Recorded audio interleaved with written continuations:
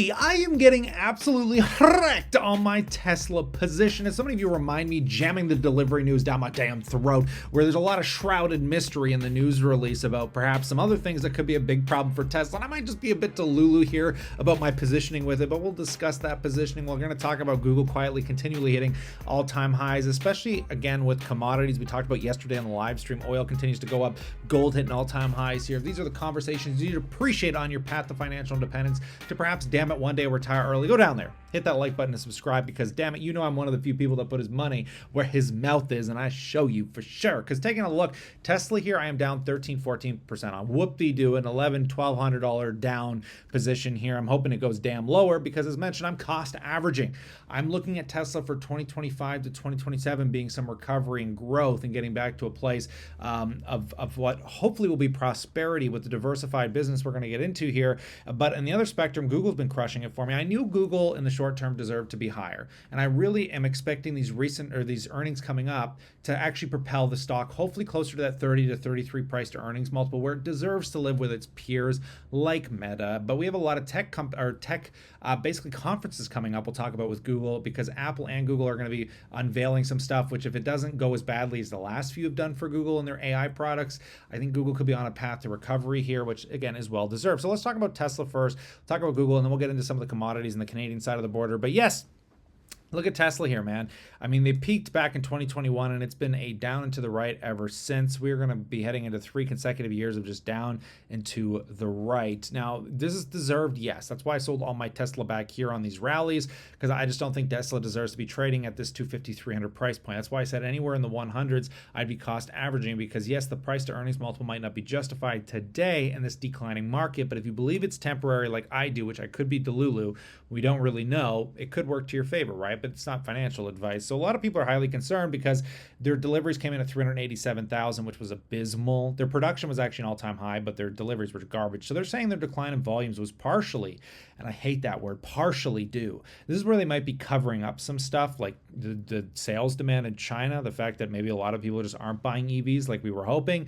But basically they're saying it's due to early phase of production ramp of the updated Model 3 at their Fremont factory, and the factory shutdowns resulting from the shipping diversions caused by the Red Sea conflict and an arson attack that happened at Gigafactory Berlin. Now, if this is truly the cause of the slowdown in deliveries, then hey, they're going to get a good recovery when all this stuff works itself out. But something tells me that's not entirely the case. Obviously, I'm not an Elon simp here. Like, I recognize that there is no clean 100% up into the right, straight to the moon kind of company. You get these ebb and flows, but they lead to open opportunities of investment opportunity, in my opinion, or good buying opportunities on these dips. So anyways, if you believe in the business long term. But what impresses me the most is the fact that people are kind of not really discussing the growth in their energy storage, because they kind of had a little anecdotal thing that they deployed 4,053 megawatt hours of energy storage just for Q1, which was a record for them, and is becoming one of the largest businesses along with services and other, which is starting to really represent some huge growth, making up the lackluster growth and the slowing revenue growth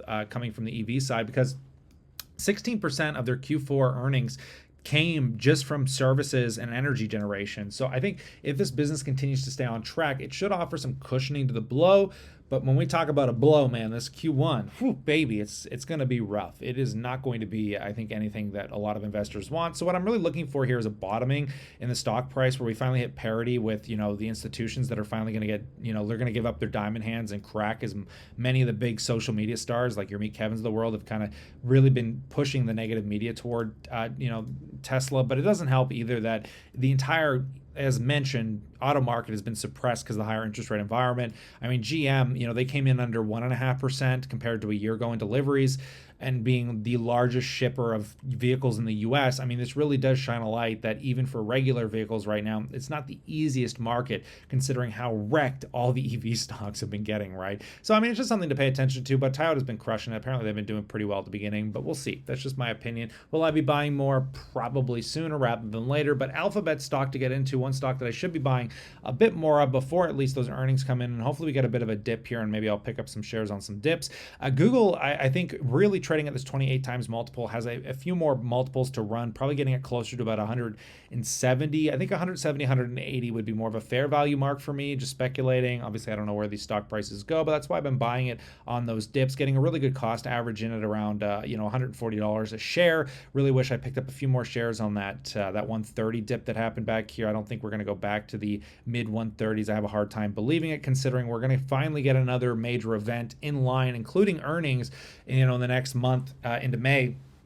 And we remember how bad and poorly thought out those AI demonstrations were, as Google was just trying to catch up with the media when it came to their Gemini and some of the products they were releasing. But honestly, I think this is going to be a turnaround for them. I think we're going to get mind blown by their self-driving software, the fact they're expanding that. Hopefully we get some insight on that. We hopefully get further expansions into Gemini, and we kind of move away from this woke rhetoric that we've been hearing that's been really driving the stock down. Again, I appreciate that greatly because it leads to a buying opportunity when you're talking about a stock that's been growing revenue back into the double digits, where it deserves to really be. I think for the stock price is much higher. But Code New World is also coming out for Apple, and Apple needs to turn around.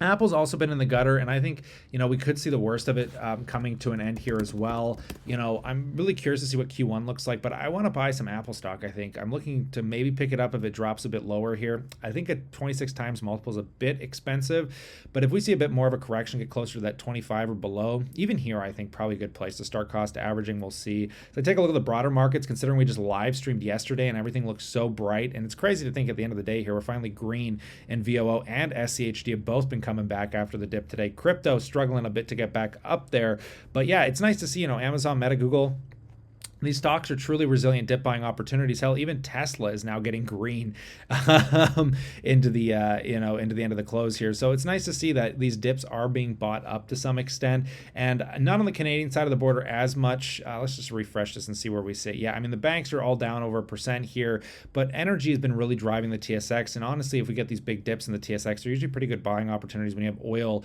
if we take a look at year to date with all those oil stocks generally just following the price. I mean, almost exactly for that matter. Oil's up 16% this year, hitting another year-to-date high. When you look at something like Suncor stock, year-to-date, definitely falling almost exactly in line with that oil price. So really intriguing to see that. We're also seeing like some of the commodities, not as much silver as we are gold, hitting all-time highs continually here, but yet gold stocks are just not rallying on this news, which is surprising because gold's well over 2,200 an ounce, continuing to truck strong. Glad I have some precious metal exposure to the physical asset. I don't own physical or I don't own the securities like the equities and gold stocks like Newmont or Barrick, for example, because these stocks just haven't been able to go anywhere. And I'm really surprised these massive conglomerates in gold, where gold's continually just trucking. We're nowhere near all-time highs with some of these major companies. I mean, Barrick Gold's one of the largest companies in Canada for $40 billion with a dividend yield, and the stock just can't get anywhere. I'm really curious as to why commodities, equities specifically, just haven't been trading that well. But time will truly tell here. So what am I doing with my portfolio for the month of April? Well, as mentioned, I'll probably continue to cost average the S&P here if we get some dips. I'm not going to be one of those people that's so inclined to stack cash, even though there's a lot of concerns about valuations, because I still think Tesla's cheap. I still think Google's cheap. I still think VDY, some of these Canadian dividend payers, are cheap. So why wouldn't I just keep buying them and cost averaging instead of shrouding away like the ever so rich YouTubers that exist out there that are hesitant of this overvalued market? But cost averaging has worked to my favor in the past, and I got my emergency fund sitting aside in case we get those beautiful dips. But I'll pass the question off to you. I'd love to know what you're doing in that comment section below.